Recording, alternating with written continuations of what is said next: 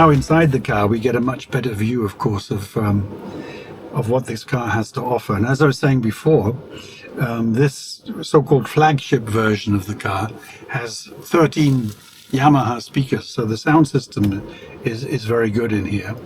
Another difference between this and the standard version is this ambient light system. I have to look and see how we find that on here. Where's the ambient light? Okay, this is the home button, ambient light. This is where it would be useful to have the salesman with us. Could show us these things. Okay, there's the seats. So, okay, let's look at the seat ventilation system. So, as in a lot of EVs, I think most things are controlled through this screen in the front of the car. Let's press that button again. If we press this icon here, and you can see there it turned blue. And this is the air conditioning system. And it's the air conditioning system which actually ventilates the perforated leather seats in this car. So, as I said before, in a very hot country like Thailand, that can be an advantage to have two air-conditioned seats, not just the air itself in the car, which is air-conditioned, but also inside the seats. There is a button which you can press, obviously not when you're driving, but when you're stationary, and the seats will, these electric seats will recline into a sort of sleeping position. They will recline automatically because they're electric seats, and soothing music will play. I'm not sure which button to press. When the salesman arrives again, I'll ask him and try and find out which button needs to be pressed for that. But I guess that's the idea, is that when you've been driving too far and too long, oh, I see, you can press it and adjust the level of ventilation. So it's got one part of the fan, press it again, I guess. Okay, no ventilation, press it once, okay, it's now full, and you can go down to 2 and go down to 1. So you can adjust the level of the internal ventilation of the seats. One thing I noticed, I saw the Chinese version of this car. Unfortunately, for some reason, it's not on the Thai version. If you use a 4-finger gesture on the screen, the whole screen will actually move to the other side of the car. So I guess that's for when your passenger wants to watch a film or something when you're driving the car. Maybe that's the reason why it's not allowed in Thailand. Okay, later on I'll be driving the car, so we'll be able to see a lot more how the car is actually when it's on the road. This is obviously a showroom car. It's not going anywhere until the customer buys it. So let's look at some of the features in the front of the car. I think this is a hook, either for hanging a shopping bag or maybe the key fob for the car. Although I wouldn't be surprised if this is a keyless system. I don't actually see a place anywhere here to insert a key. There is a manual adjustment of the steering wheel. It's not electric, which is fine, and I don't see anywhere to put a key. So I'm imagining the car is actually a keyless system. Anyway, here's a place to hang probably the key fob here at the front. Then there's a little expanding tray. You can put odds and ends in there.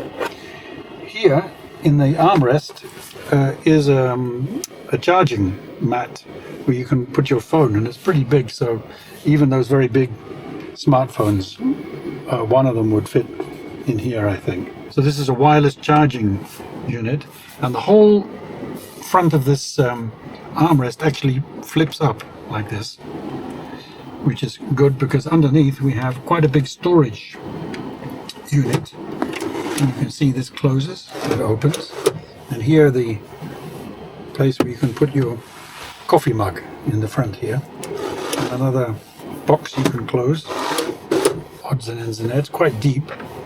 And then behind this folding section of the armrest there's another section which opens, and in here you can buy as an accessory a fridge, a cool box. And apparently the cool box is not only for cooling, it can also be used for heating. So if you're out on the road and you buy yourself, here in Thailand, you'd probably go to 7-Eleven and buy yourself some very unhealthy microwave food. And you can keep it hot also, not just for cooling. You can actually put it in this box, which you have to buy separately as an accessory. You can either keep cool food or drinks cold in here, or hot food, for example, or hot drinks, I suppose, as well. You put them in this box if it's turned on to the heat. Glass sunroof on the car. It doesn't open, but it obviously, when we're outside, we're inside the showroom here, so obviously we're not getting any view of the sky or the clouds or the sun here today. But obviously out on the road, it brings a lot of light into the car.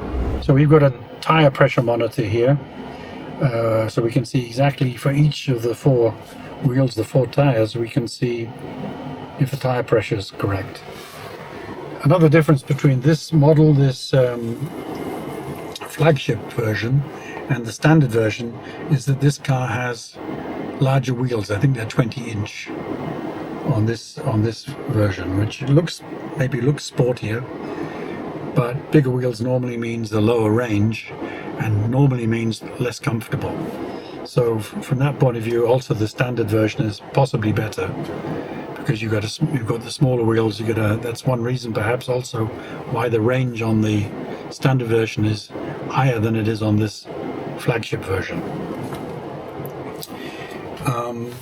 Warranty. The car battery, and it's the same battery in both versions, the flagship and the standard. It has a warranty of 8 years.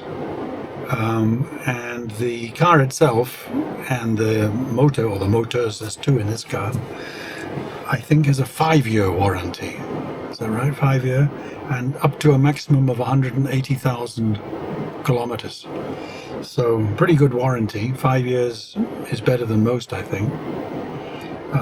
Obviously with a new brand coming into the market here in Thailand, that's one of the things that these manufacturers do, is offer longer warranties in order to give people peace of mind that they're not taking a big risk in ordering and buying what is still an unknown brand, or a pretty unknown brand in Thailand. What else have we got here? Tire pressure, tire trip options. I don't know what that means. Okay, showing us the range here. 397 kilometers on a 95% charge at the moment. Okay. I don't know what else we can show.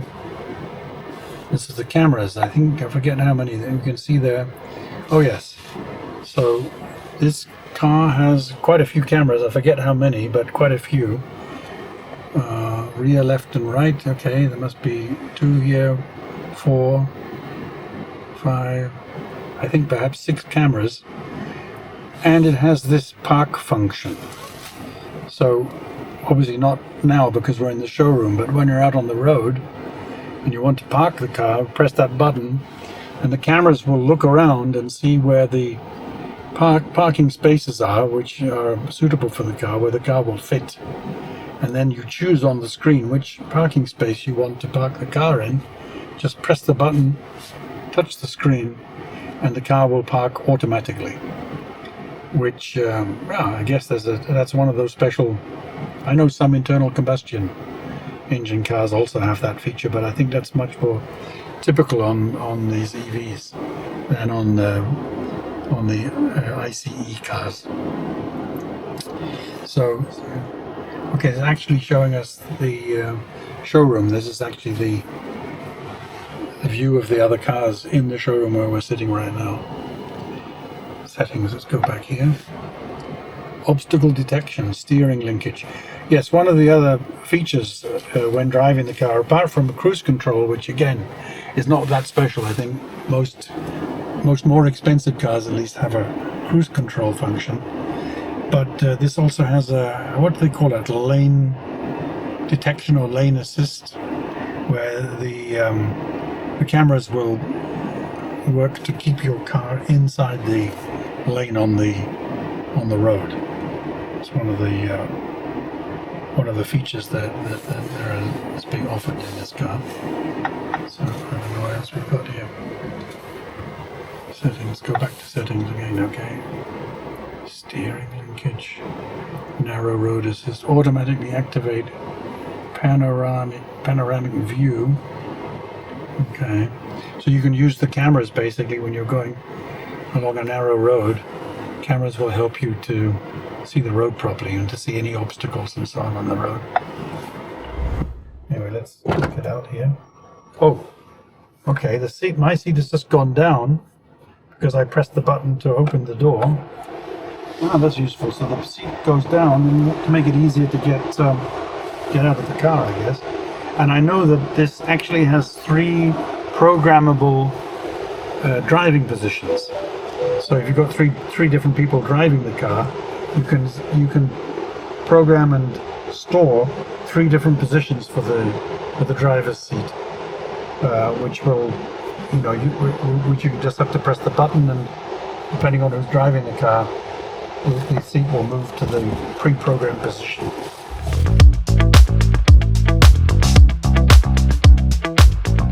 Okay. This is my first time driving an EV. It's very strange driving a car which doesn't make any sounds. No noise, no engine sound. It's very different from riding my motorbike.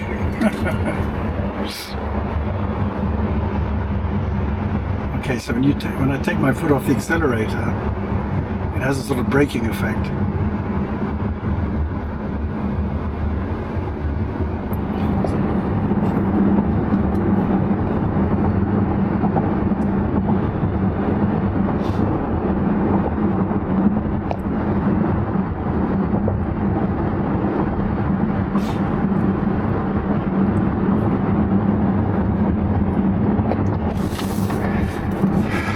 That's very nice.